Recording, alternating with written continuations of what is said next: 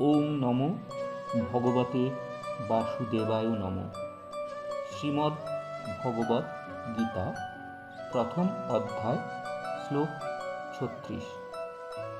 পাপমেবাশ্রয়দস্মান হত্বৈতানাততায়নঃ তস্মান্নর্হ বয়ং হন্তুং ধৃতরাষ্ট্রাণ সবান্ধবান সজনং হি কথং হত্যা সুখিনঃ শ্যামমাধব।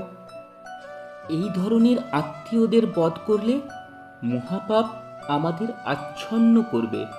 সুতরাং বন্ধু বান্ধব সহ ধৃতরাষ্ট্রের পুত্রদের সংহার করা আমাদের পক্ষে উচিত হবে না।